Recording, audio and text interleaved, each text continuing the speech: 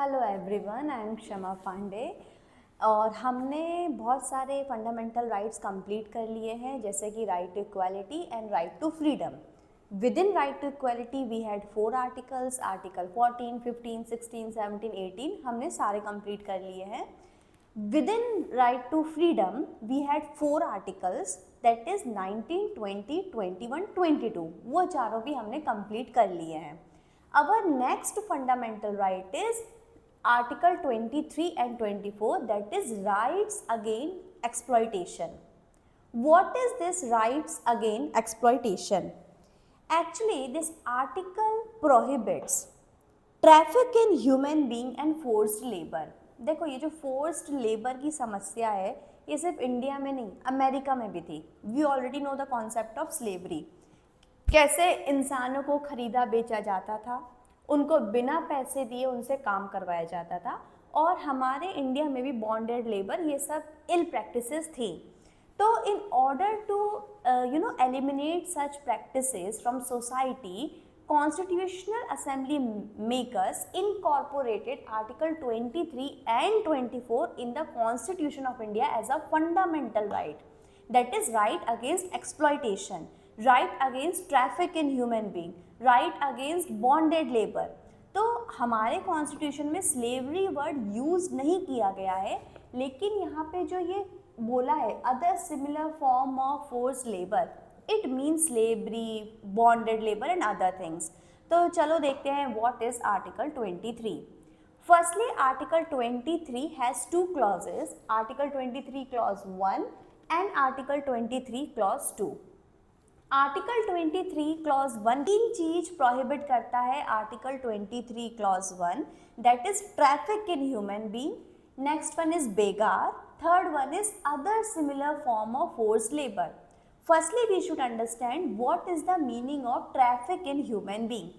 Traffic in human being means selling and purchasing of human.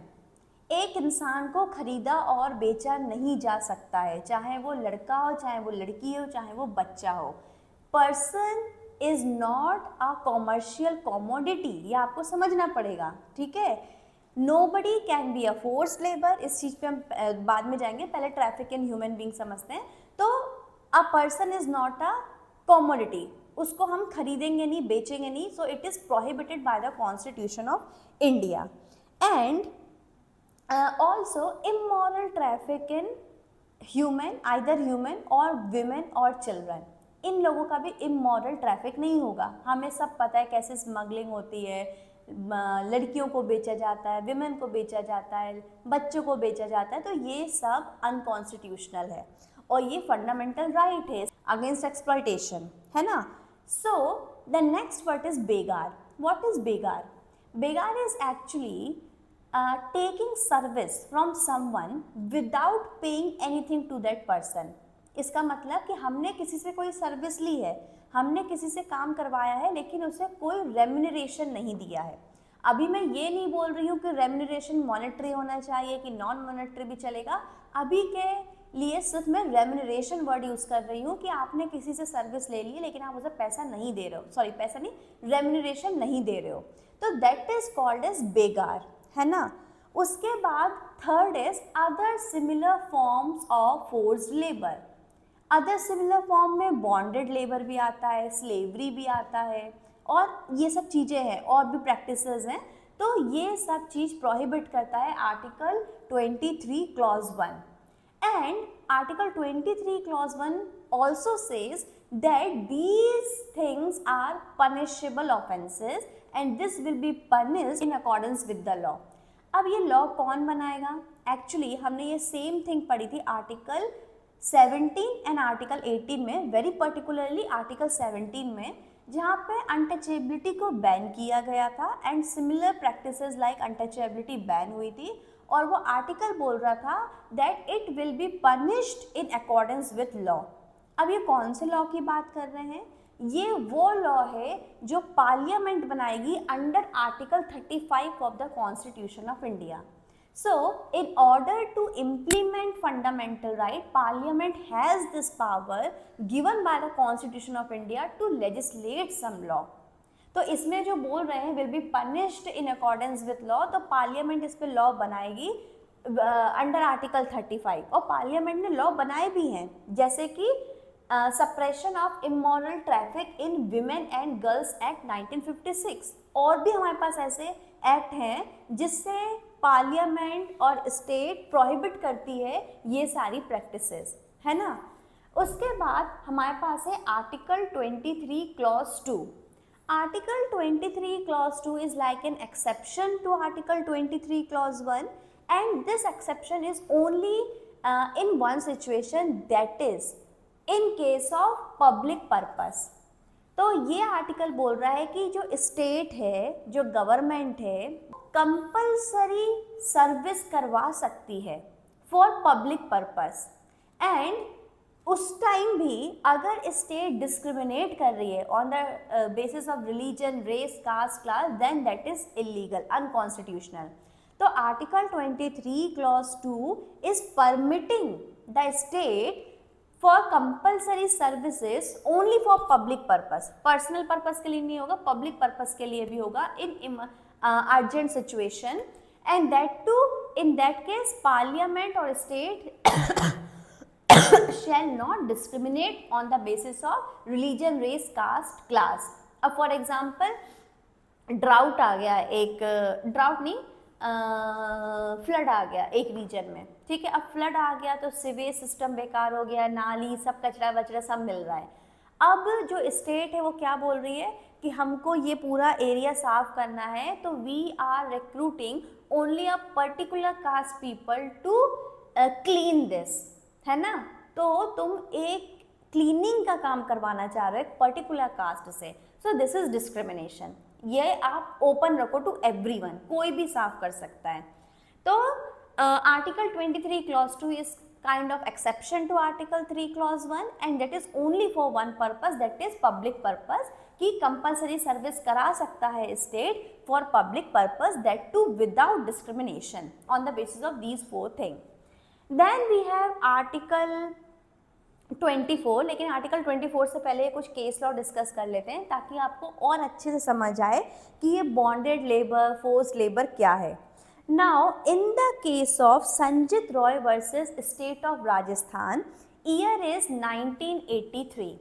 इसमें क्या हुआ, इसमें फेमीन, एक जगह पे फेमीन आया था, तो फेमीन रिलीफ वर्क रिलेटेड ये केस था।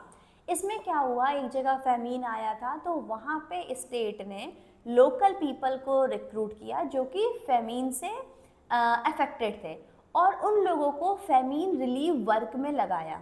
अब एक तो वो बेचारे खुद ही सोशली डिस्टर्ब हो गए, पैसे नहीं है क्योंकि फेमीन आया है अभी अभी, so they were economically, socially and from all the aspects they were disturb and not so sound. तो गवर्नमेंट ने जब इन लोगों को फेमीन रिलीफ वर्क पे लगाया, government offered less than minimum wages to them, क्योंकि उनकी मजबूरी है, क्योंकि वो कहीं और नहीं जा सकते हैं, क्योंकि अभी अभी उन्होंने फेमीन फेस किया है। इसका मतलब ये नहीं कि आप उनके लेबर को एक्सप्लॉइट कर लो, सुप्रीम कोर्ट बोल रहा है ये। सुप्रीम कोर्ट ये बोल रहा है कि even under such circumstances minimum wages should be paid. It is not like that for famine relief work state में पे बिलो मिनिमम वेजेस। तो इस केस में उन लोगों को मिनिमम वेजेस देने का ऑर्डर दिया सुप्रीम कोर्ट ने। Then we have another case of Deena versus Union of India 1983। इसमें क्या हुआ, स्टेट ने, गवर्नमेंट ने जो प्रिजनर्स होते हैं ना, जो जेल में लोग रहते हैं, जो प्रिजनर्स होते हैं, उन लोगों से लेबर कराया, उन लोगों से लेबर कराया और उनको पैसे बहुत कम दिए, ना के बराबर। तो सुप्रीम कोर्ट बोल रहा है कि this is also one of the kind of forced labour और begar, where you are taking the service and not giving anything to those prisoners. अब प्रिजनर है तो क्या हुआ, हमने आर्टिकल 21 में भी देखा था कि even prisoners have fundamental right. ऐसा नहीं है कि वो लोग अरेस्ट हो गए हैं, वो लोग कन्विक्ट हो गए हैं तो उनके पास फंडामेंटल राइट नहीं है। राजगोपाला वाला केस भी देखा था हमने। तो ऐसा नहीं है कि वो अरेस्ट हो गए तो फंडामेंटल राइट नहीं है। तो सुप्रीम कोर्ट भी ये बोल रहा है कि even also they are prisoner and state has taken work from them without remunerating them is violation of article 23 and this is a kind of forced labour. ठीक है। उसके बाद हमारे पास केस लॉ है खासन थांकुल वर्सेस स्मृति शैली, ईयर इज 1961। इस case में क्या था, फैक्ट इस केस के ये थे कि एक गांव था, उस गांव में ये प्रैक्टिस थी दैट फॉर वन डे और for each day one family member from each of the family will come and give free service to the head of that village. So the thing is that head of the village was getting free service each day from one member of a particular family every day, है ना। तो इस type का उन लोगों का practice था। तो सुप्रीम कोर्ट ने बोला ये कैसी प्रैक्टिस है, ये तो फोर्स लेबर है। हर दिन एक फैमिली से उस जो सरपंच है, सरपंच नहीं, हेड ऑफ द विलेज है, उसको लेबर, उसके लिए लेबर दिया जा रहा है free of cost. It is a kind of forced labour only. तभी तो आर्टिकल 23 बोल रहा है other similar form of forced labour, क्योंकि इंडिया में इतनी सारी इल प्रैक्टिसेस हैं that you can not pen down in article 23।